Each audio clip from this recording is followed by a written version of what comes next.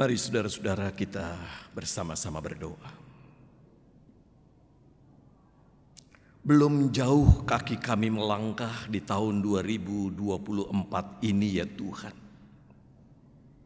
Memasuki rimba yang tidak kami ketahui. Pada waktu itulah tepat saatnya kami melihat ulang hidup kami. Kami mencoba mencari makna atas hidup kami. Untuk apa kami hidup? Untuk apa kami ada berkarya di bumi ini? Dan inilah yang mau kami refleksikan hari ini lewat pembacaan firman Allah. Kiranya Roh Kudus menolong kami dimanapun kami berada untuk menghayati setiap firman yang keluar dari mulut Allah. Sertai kami Bapa, agar kami mampu menangkap maknanya dan menghidupi dalam keseharian kami. Bersabdalah ya Roh Kudus, kami siap menjadi pelaku firman-Mu. Di dalam nama Tuhan kami Yesus Kristus, Sang Sabda yang hidup, kami berdoa serta memohon. Amin.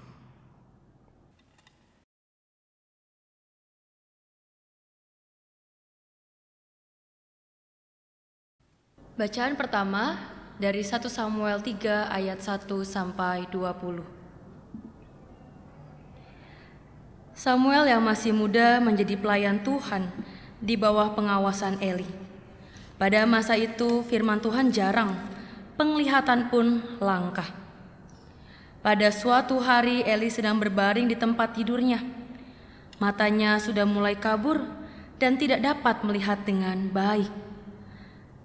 Lampu Allah belum padam. Samuel sedang tidur di dalam rumah Tuhan, tempat tabut Allah. Tuhan memanggil, "Samuel, Samuel." Dan ia menjawab, "Ya Bapa." Lalu ia lari menemui Eli dan berkata, "Ini aku Bapa, karena engkau memanggilku."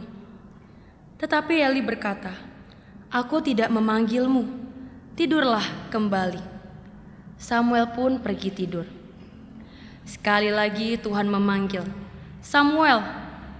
Samuel bangun dan pergi menemui Eli. Ia berkata, "Ini aku Bapa, karena engkau memanggilku." Tetapi Eli berkata, "Aku tidak memanggilmu anakku, tidurlah kembali." Samuel belum begitu mengenal Tuhan. Firman Tuhan belum dinyatakan kepadanya.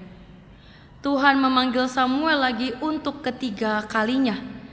Ia bangun dan pergi menemui Eli.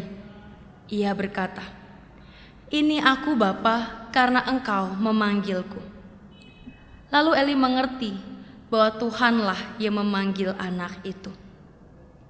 Sebab itu Eli berkata kepada Samuel, "Pergilah tidur. Jika ia memanggilmu, jawablah.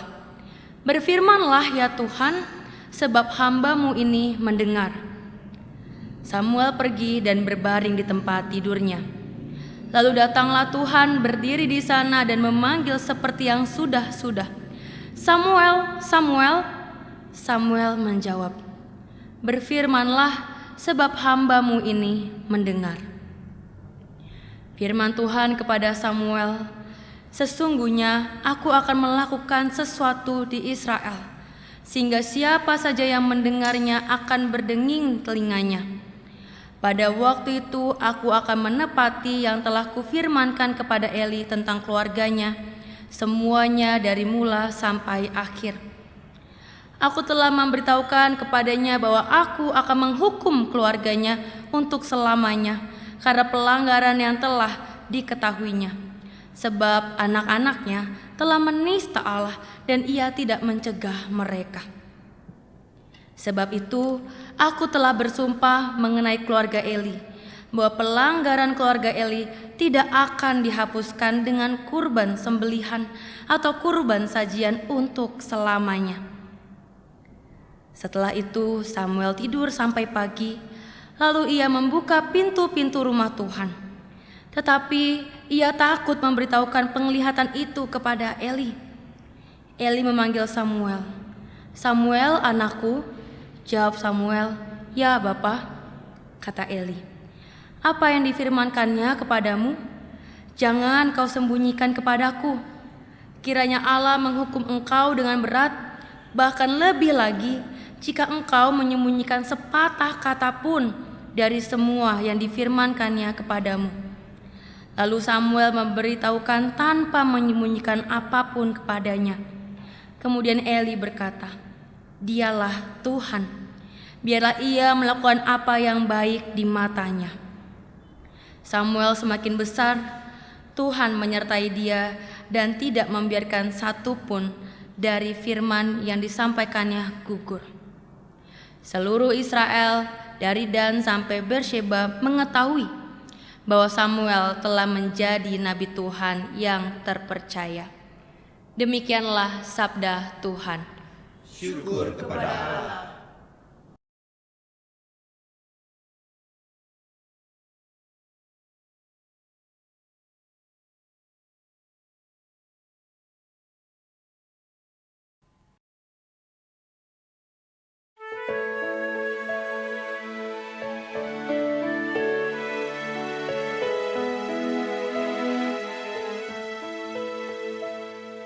Tuhan, Engkau menyelidiki aku, dan Engkau mengenal aku. Engkau mengetahui saat aku duduk atau berdiri. Engkau mengerti pikiranku dari jauh.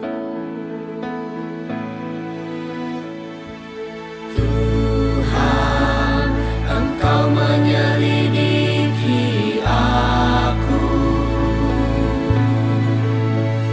dan Engkau mengenal aku. Engkau mengetahui saat aku duduk atau berdiri. Engkau mengerti pikiranku dari jauh. Engkau mengamati aku saat aku berjalan atau berbaring. Segala jalanku Kau maklumi. Sebab sebelum lidahku mengeluarkan perkataan, sesungguhnya semuanya telah Kau tahu, ya Tuhan. Tuhan, Engkau menyelidiki aku, dan Engkau mengenal aku. Engkau mengetahui saat aku duduk atau berdiri. Engkau mengerti pikiranku dari jauh. Dari belakang dan dari depan, Engkau memagari aku, dan Engkau menaruh tangan-Mu ke atasku. Terlalu ajaib bagiku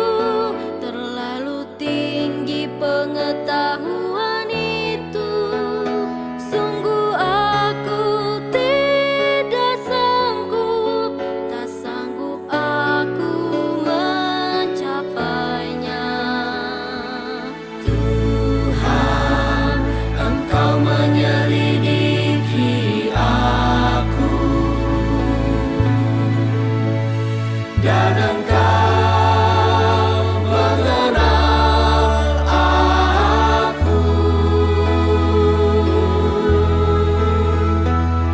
Engkau mengetahui saat aku duduk atau berdiri. Engkau mengerti pikiranku dari jauh.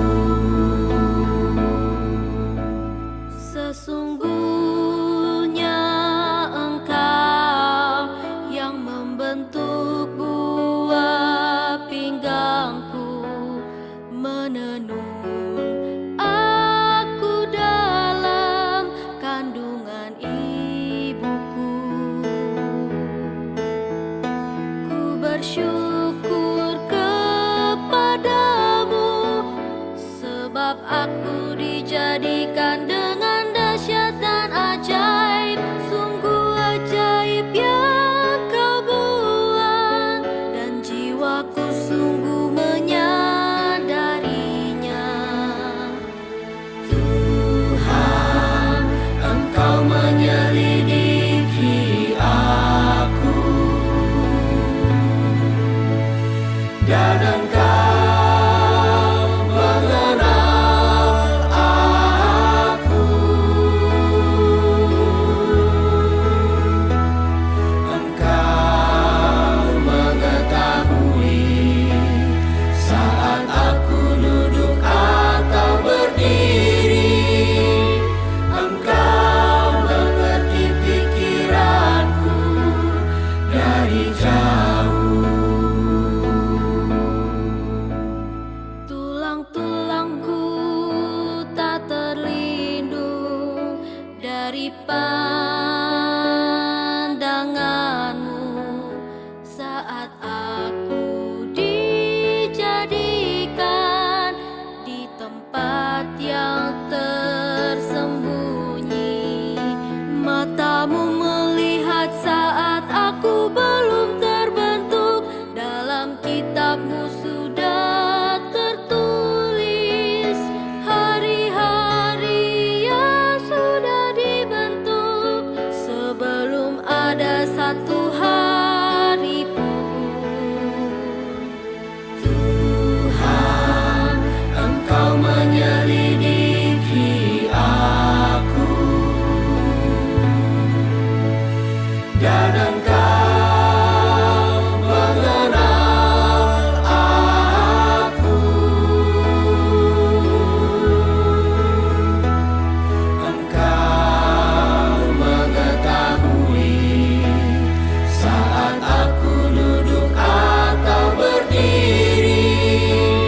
Engkau mengerti pikiranku dari jauh. Betapa sulitnya bagiku pikiranmu, ya Allah. Betapa besar jumlahnya. Jika aku mau menghitungnya, itu lebih banyak daripada pasir. Ketika aku berhenti, ternyata aku masih bersamamu. Tuhan, Engkau menyelidiki aku, dan Engkau mengenal aku. Engkau mengetahui saat aku duduk atau berdiri. Engkau mengerti pikiranku dari jauh.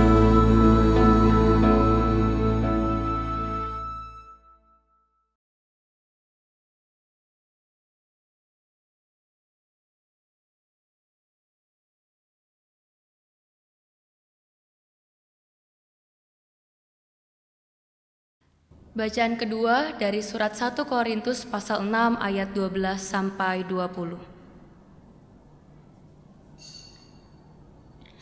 Segala sesuatu diperbolehkan bagiku, tetapi tidak semuanya berguna. Segala sesuatu diperbolehkan bagiku, tetapi aku tidak mau membiarkan diriku diperhamba oleh apapun. Makanan untuk perut dan perut untuk makanan. Tetapi kedua-duanya akan dibinasakan Allah. Tubuh bukanlah untuk percabulan, melainkan untuk Tuhan, dan Tuhan untuk tubuh. Allah yang membangkitkan Tuhan akan membangkitkan kita juga oleh kuasa-Nya. Tidak tahukah kamu bahwa tubuh kamu semua adalah anggota Kristus? Jadi akan kuambilkah anggota Kristus dan menjadikannya anggota tubuh pelacur? Sekali-kali tidak. Atau tidak tahukah kamu bahwa siapa yang mengikatkan dirinya pada perempuan cabul menjadi satu tubuh dengan dia? Sebab telah dikatakan, keduanya akan menjadi satu daging. Namun, siapa yang mengikatkan dirinya pada Tuhan menjadi satu roh dengan Dia. Jauhkanlah dirimu dari percabulan. Setiap dosa lain yang dilakukan manusia terjadi di luar tubuhnya. Namun, orang yang melakukan percabulan berdosa terhadap tubuhnya sendiri. Atau tidak tahukah kamu bahwa tubuh kamu semua adalah bait Roh Kudus yang tinggal di dalam kamu, roh yang kamu peroleh dari Allah, dan bahwa kamu bukan milik kamu sendiri? Sebab kamu telah dibeli dan harganya telah lunas dibayar. Karena itu, muliakanlah Allah dengan tubuhmu. Demikianlah sabda Tuhan. Syukur kepada Allah.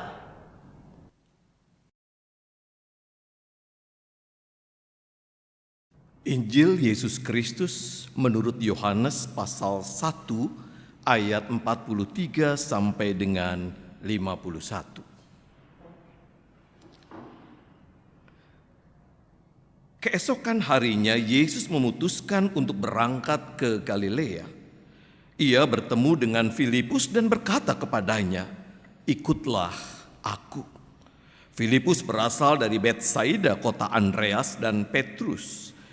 Filipus menemui Natanael dan berkata kepadanya, "Kami telah menemukan Dia yang disebut oleh Musa dalam Taurat dan oleh nabi-nabi, yaitu Yesus, anak Yusuf dari Nazaret." Kata Natanael kepadanya, "Mungkinkah sesuatu yang baik datang dari Nazaret?" Kata Filipus kepadanya, "Mari dan lihatlah." Yesus melihat Natanael datang kepadanya lalu berkata tentang dia, "Lihat, inilah seorang Israel sejati, tidak ada kepalsuan di dalamnya." Kata Natanael kepadanya, "Bagaimana engkau mengenal aku?" Jawab Yesus kepadanya, "Sebelum Filipus memanggil engkau, aku telah melihat engkau di bawah pohon ara." Kata Natanael kepadanya, "Rabi, engkau anak Allah, engkaulah raja orang Israel." Yesus berkata, "Apakah karena aku berkata kepadamu, aku melihat engkau di bawah pohon ara, maka engkau percaya? Engkau akan melihat hal-hal yang lebih besar daripada itu." Lalu kata Yesus kepadanya, "Sesungguhnya aku berkata kepadamu, kamu akan melihat langit terbuka dan malaikat-malaikat Allah naik turun pada Anak Manusia." Demikianlah Injil Yesus Kristus. Berbahagialah mereka yang mendengarkan firman Allah dan yang memeliharanya. Haleluya.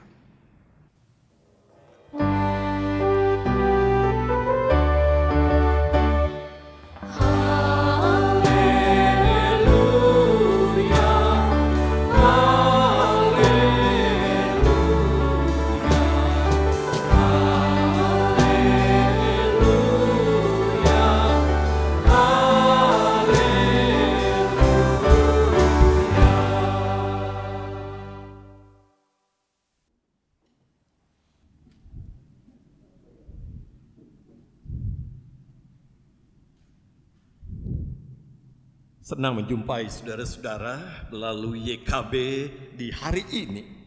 Saudara-saudara, saya akan memulai dengan sebuah cerita.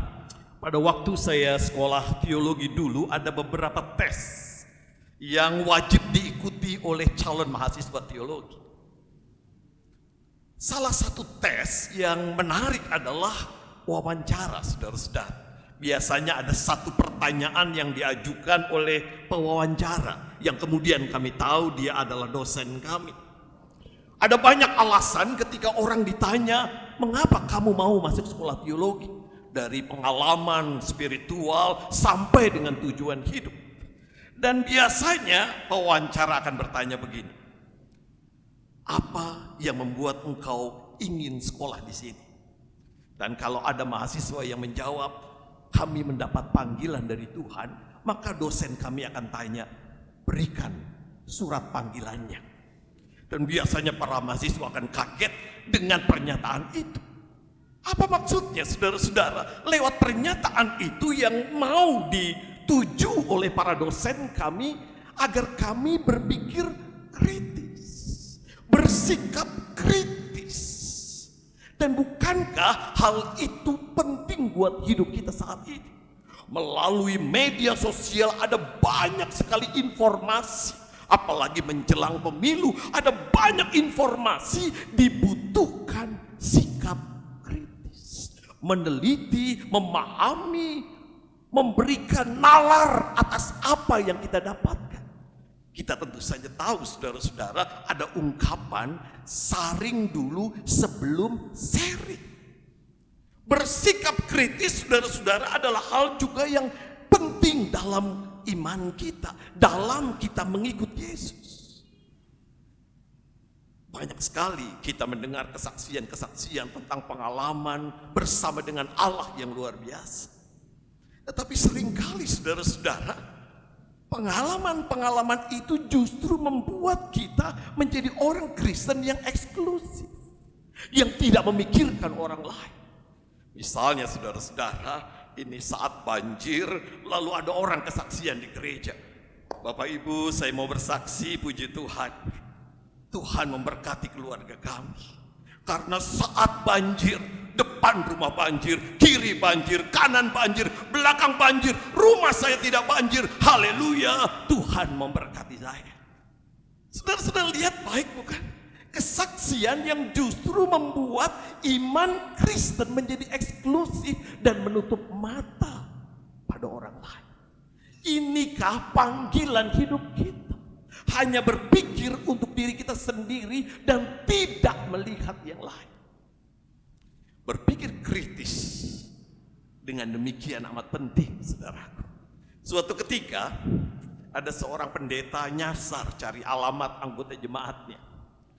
Dia tanya sini, tanya sana, dan kebetulan ada beberapa pemuda nongkrong di warung.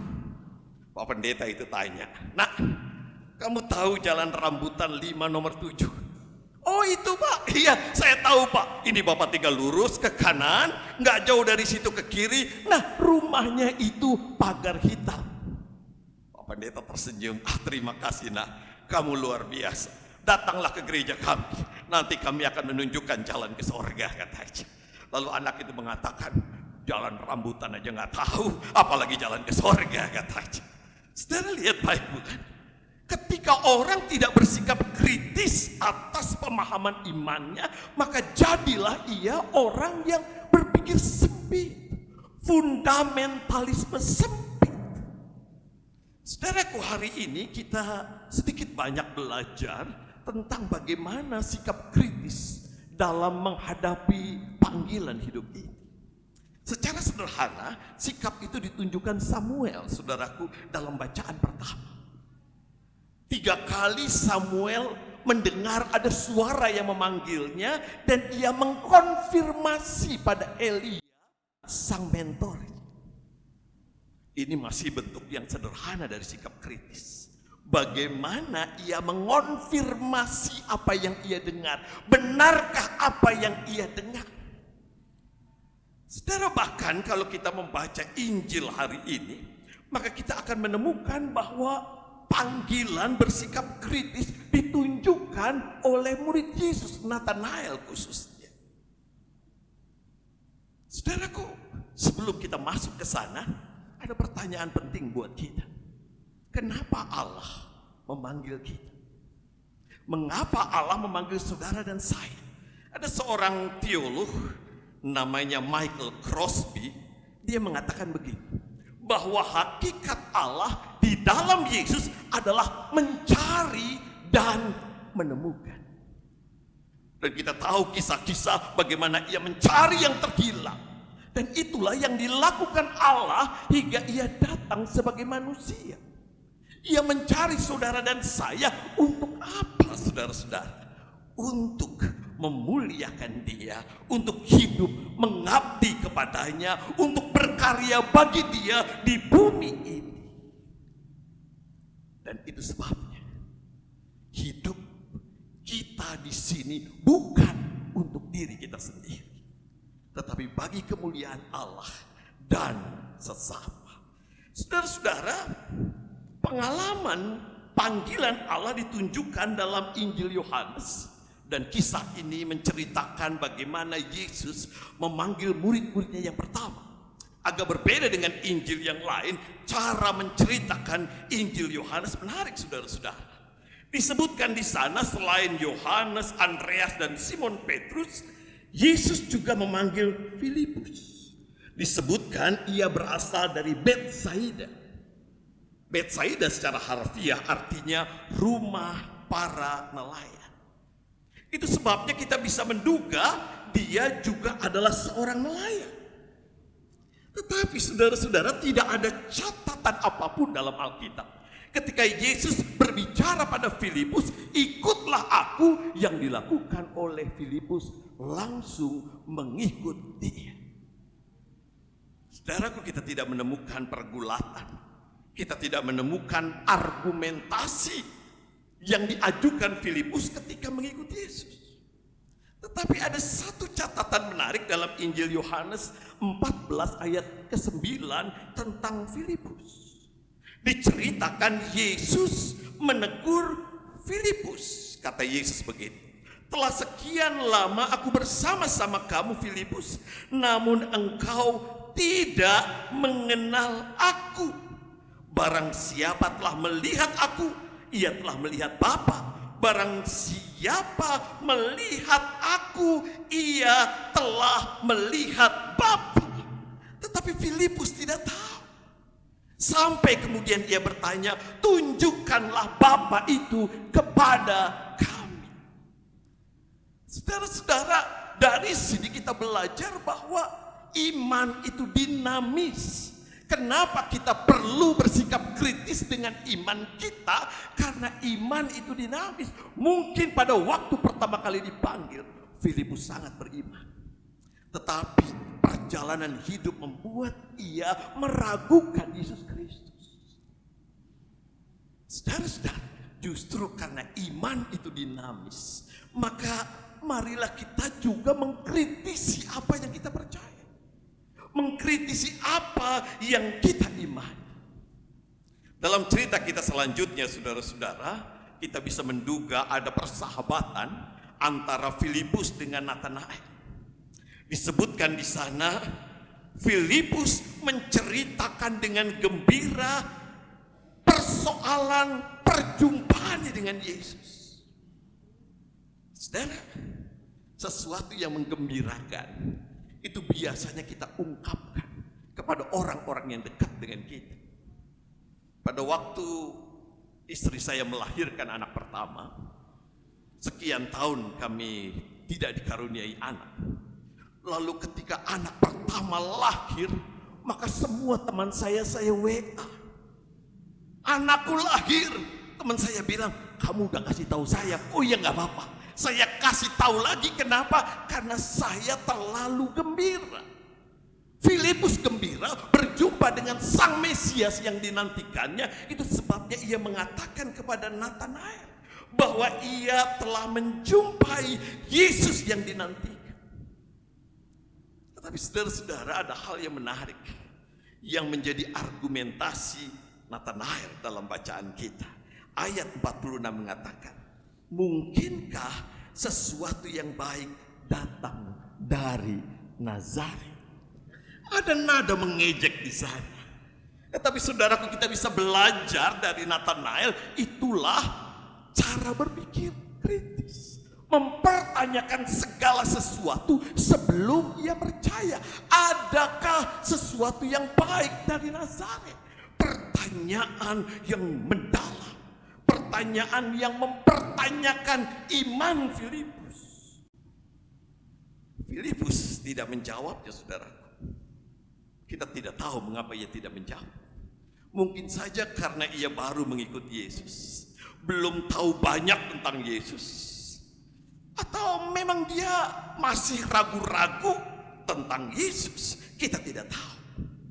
Tetapi saudara-saudara, ada satu hal yang luar biasa ketika Filipus mengatakan, mari dan lihatlah. Apa yang menarik di situ?